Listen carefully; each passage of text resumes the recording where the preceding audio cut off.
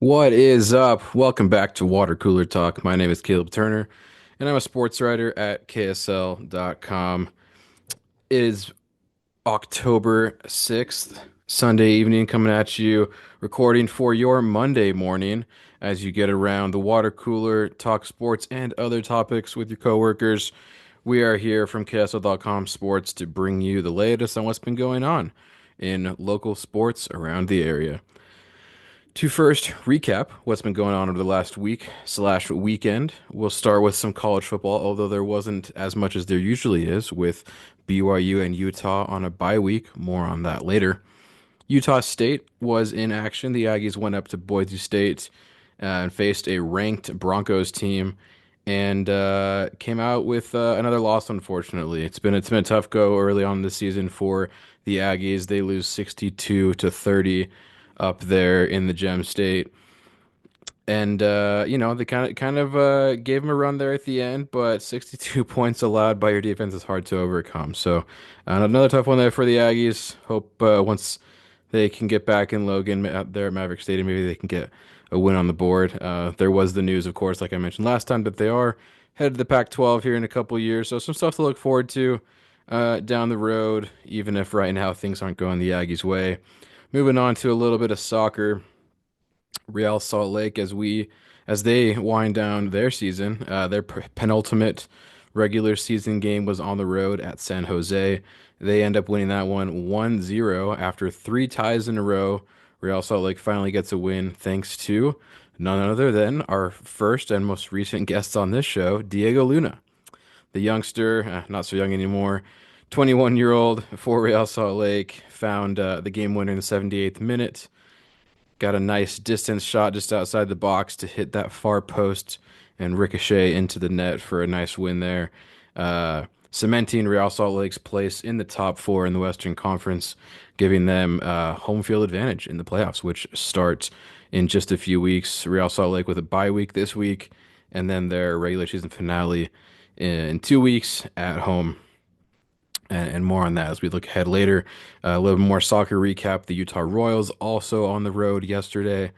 They also got the win at Portland. Portland currently a playoff team. Royals currently not a playoff team, though they were not eliminated. If they had lost last night, they would have been eliminated from playoff contention. But they survived, got the 2-1 win against the Thorns, thanks to a couple goals early in the second half. Hannah Betfort, Mina Tanaka, couple really nice forwards. Got on the end of first, it was a nice through ball from Ali Sentnor back from her national team duty with the U.S. under 20 team, and then rebound off a free kick from Claudia Sornosa. Mina Tanaka got her head to it and gave the Royals the game winner. Even though they didn't end up giving up one more, I should say, they came away with the win. And they still have 3 games left their season. Their regular season goes a little bit longer. They started later than Real Salt Lake did in the spring. So they'll have a home game next Sunday, as we look ahead to that. And obviously, as I mentioned, in a bit of a precarious spot if they have to win out in order for a chance to make the playoffs. They lose, looking like elimination for the Royals, who spend a lot of time at the bottom of the standings this year. So any upward movement is progress for them. Moving on to a couple bigger teams that were in their preseason. The Jazz started their preseason with a win over the New Zealand Breakers at the Dove Center, 116-87.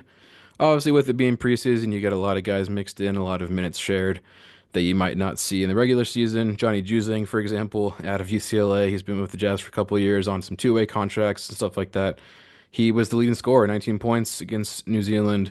Walker Kessler putting up 9 boards, and Isaiah Collier, the rookie, with 6 assists. So you love to see that if you're a Jazz fan, getting those young guys involved. As our friend Ryan Miller has been writing about recently, when it comes to covering the Jazz, they're kind of going all in on these young guys. They want to build around Lauri Markkanen. They want to give shots to guys like Walker Kessler, Keontae George, etc., and these rookies as well, and Isaiah Collier being one of them. So fun stuff there, and a lot more to come, obviously, as they just barely got their preseason started. Lastly, in our recaps, the Utah Hockey Club finished their preseason with a couple wins over the Sharks and the Avalanche. finished their preseason with a 5-2 record in that last game against the Avs. Dylan Gunther with a goal and an assist. And as we look ahead, they'll be the first team that we look ahead to because, drum roll please, Utah Hockey Club opener, first game in franchise history at the Delta Center, Tuesday versus the Chicago Blackhawks. There'll be a free concert before Shabuzi, country artists, and plenty of festivities there downtown Salt Lake for hockey fans to participate in. First big moment for this team, NHL, finally making its way to Utah, and I think it'll be big. I'll be there. I managed to snag a couple tickets, I believe, with a somewhat obstructed view, unfortunately, but it should be really cool to be a part of history as they make their debut on Tuesday. Jazz preseason will continue. They've got a game against Houston tomorrow, and then they hit the road down to the Lone Star State, taking on Dallas and San Antonio as they keep their preparation going. Moving on to some football, as I mentioned, Utah and BYU had some bye weeks, but they are back in action. Utah first, heading on the road down to Arizona State on Friday, and BYU also facing an Arizona team. University of Arizona, that is. But it's going to be in Provo. And the big news is that Fox's big noon kickoff is going to be in Provo on Saturday. So, national stage, national audience. Have that, it's kind of like, you get the college game day in here, like Utah got last year, just a little under that, I guess. Maybe not quite as big a deal. You don't get Pat McAfee in here, but you get big noon kickoff and that'll be huge as the Cougars are still undefeated and look to continue that against Arizona. More on them later as we get into an interesting news segment. And lastly, as we look ahead, like I mentioned, Utah Royals, they have a game next Sunday at home at America First Field against Seattle Reign FC as they look to keep their season alive, playoff hopes alive.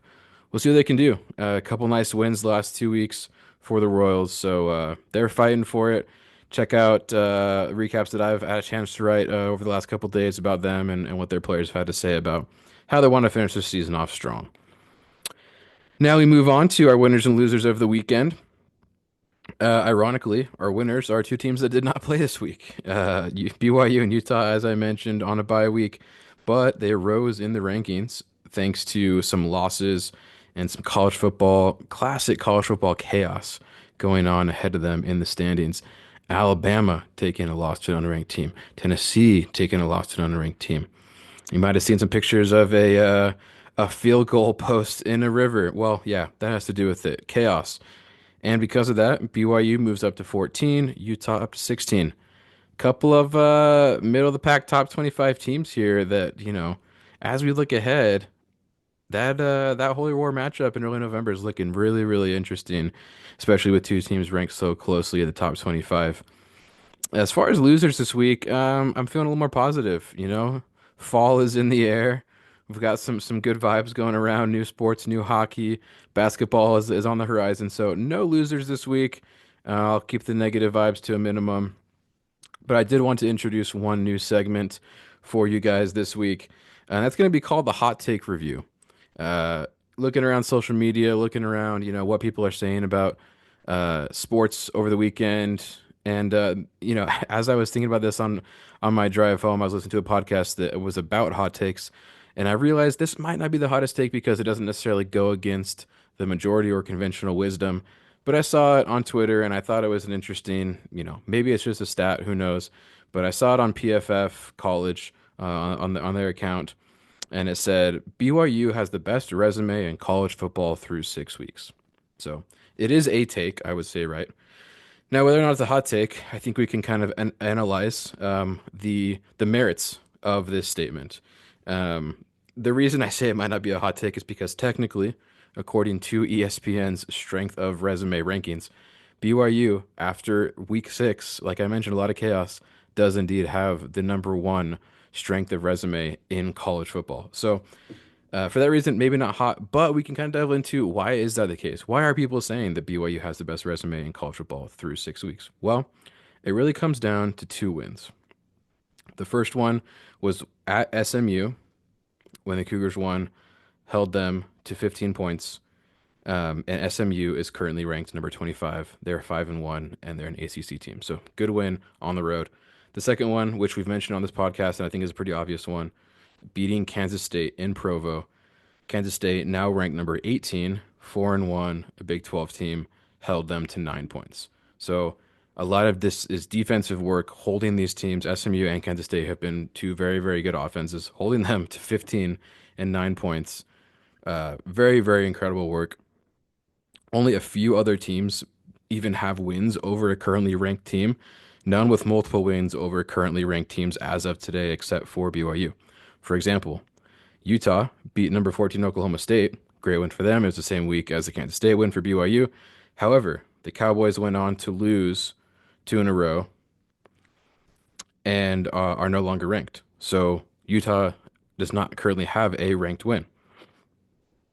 SMU and Kansas State are their only losses came to BYU. So not only were they good wins in the moment, but since then they've aged even better as these two teams, SMU and Kansas State, have gone on to show that they are legitimately good teams. Thus, BYU ranked in the top 15 in the country, number one in the strength of resume.